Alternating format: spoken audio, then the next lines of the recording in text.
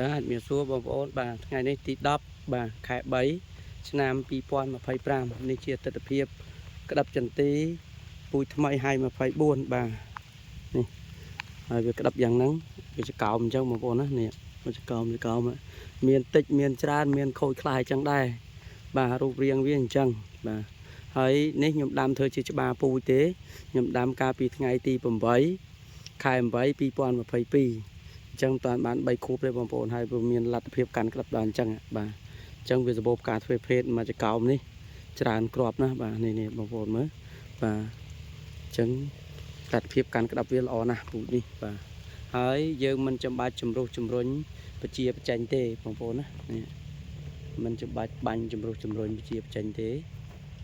ហើយនេះខ្ញុំកាត់ត្រួយប្រើប្រាស់វារហូតបាទនេះបងប្អូនបាទនេះទុំច្រើនហើយបាទទុំទុំតបក្របវាខ្លឹមល្អបាទទំហំក្របវាមិនតូចមិនធំទេគឺធន់កដាលຂະຫນາດអន្តរជាតិត្រូវការបាទគឺ W 210បាទនេះបងប្អូនមកនេះស្អាតបាទស្អាតមកទុំហើយបាទកោមច្រើននេះបងប្អូនបាទនេះអញ្ចឹងបងប្អូនដាំគឺមិនចាំបាច់ជំរុះជំរុញទេបាទជាធម្មតាពូជនេះគឺប្រមូលផលអស់មុនចូលឆ្នាំបាទជារៀងរាល់ឆ្នាំ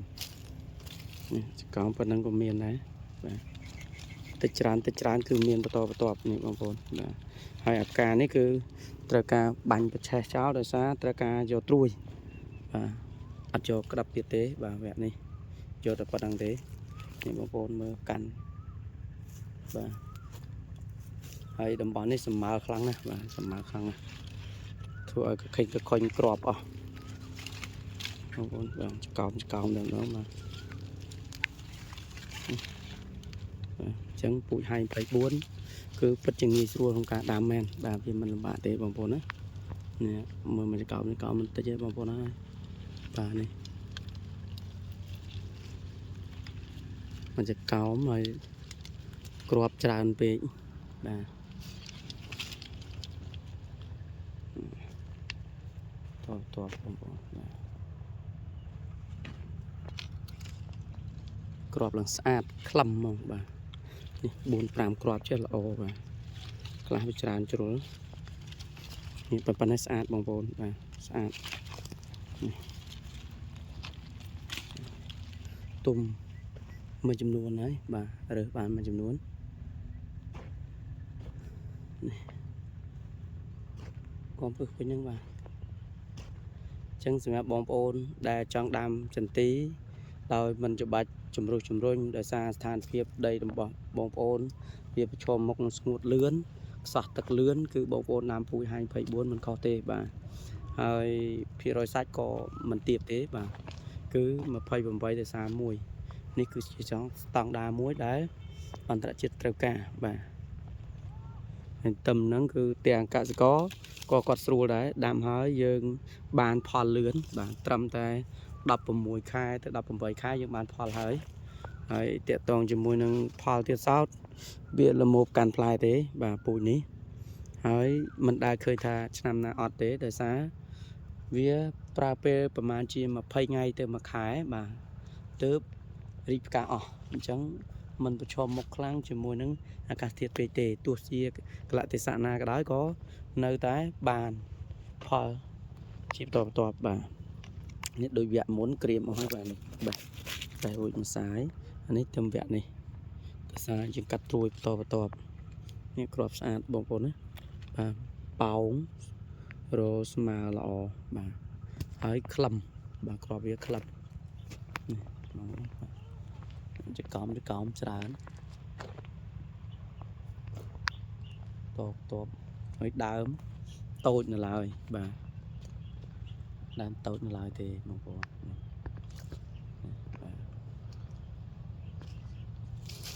ឆ្នាំក្រោយនៅ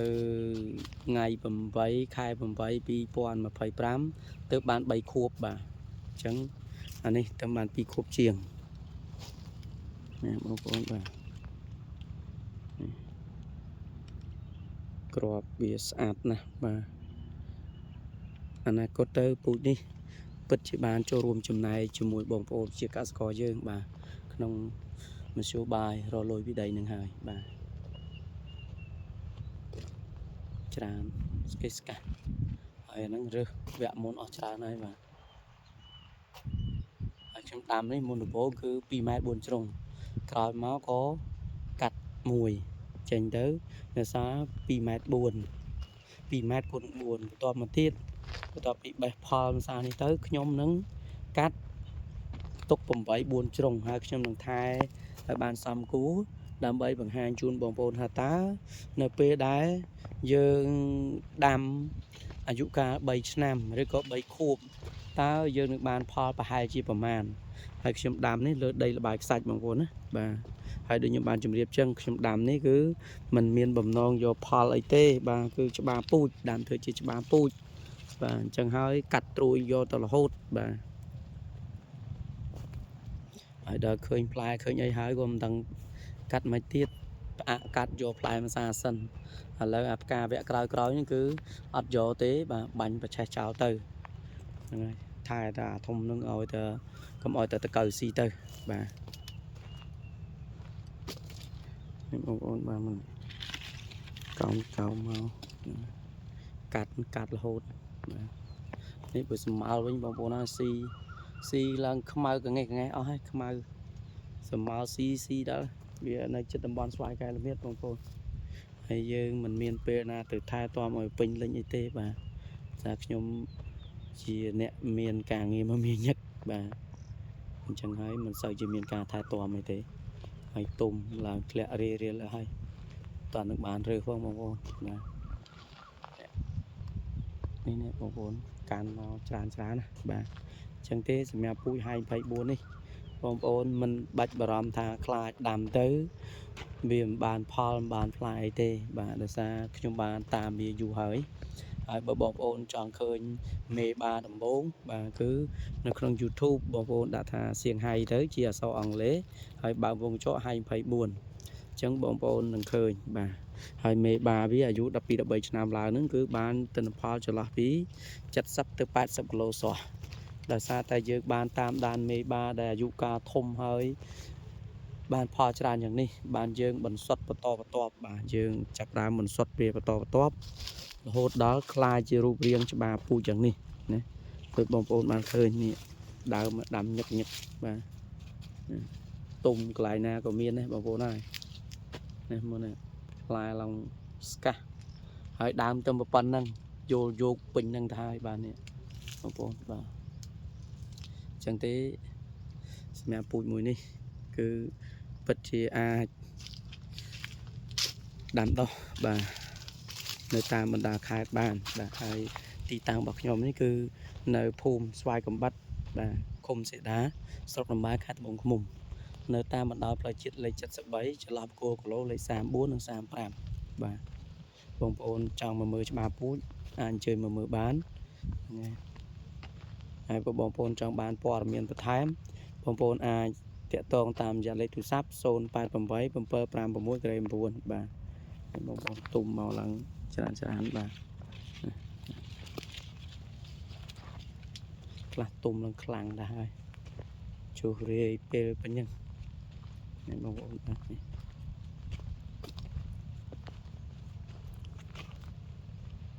ទុំប្រងព្រាតបាទអញ្ចឹងឃើញថាវាអត់លំបាកក្នុងការថែទាំហើយការប្រមូលផលក៏លឿនទៀតសោតបាទគឺយើងប្រមូលលុយចូលផ្ទះមុនចូលឆ្នាំខ្មែរបាទណាបងប្អូនមកគ្រាប់បាទស្អាតបាទស្អាតបាទតំបន់បងប្អូនมันមានសម្មាលมันមានអីទេគ្រាប់ក្លឹមស្អាតហ្មងបាទគឺរៀងរើគ្រាប់ហើយស្អាត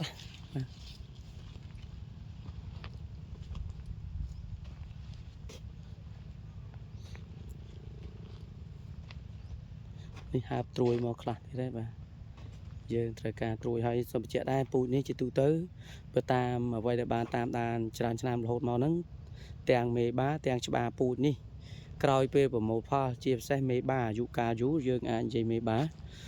ក្រោយពេលប្រមូលផល20ថ្ងៃទៅមួយខែគឺមាននឹងចេញត្រួយទៀតហើយបាទវាអត់ដែលឃើញកាំងទេពូជហ្នឹងមេបាវាដែលដើមធំហ្នឹងណាបាទ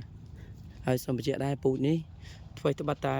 ឃើញរូបរាងយ៉ាងនេះបងប្អូនខ្លះក៏លោកមានប្រហាក់ប្រហែលហ្នឹងក៏ប៉ុន្តែសូមបញ្ជាក់ថាពូជហៃ24គឺជាចន្ទីដែលកើតចេញពីដៃដល់ខ្ញុំផ្ទាល់បាទដៃខ្ញុំផ្ទាល់ដោយសារយើងបានតាមដានសម្រិតសម្រាំងវាកើតចេញពីមេបាតែមួយដើមទេទោះបីបើបងប្អូនមានរូបរាងដើមមានរូបរាងផ្លែប្រហាក់ប្រហែលក៏សូមបដិសេធថាមិនមែនជាពូជហៃ24ទេអញ្ចឹងសម្រាប់បងប្អូនថ្ងៃក្រោយទៅ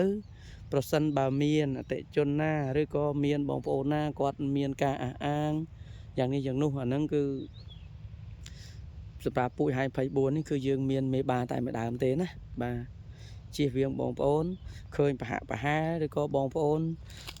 សម្រាប់ចិត្តទិញដាំទៅស្រាប់តែมันបានផលដូចអ្វីដែលខ្ញុំបានបង្ហាញអញ្ចឹងនេះជារឿងមួយចង់ជម្រាបជូនបងប្អូនដែរបាទទុំតបពូហែបងប្អូនបាទច្រើនណាបាទអញ្ចឹងអរគុណបងប្អូនបាទ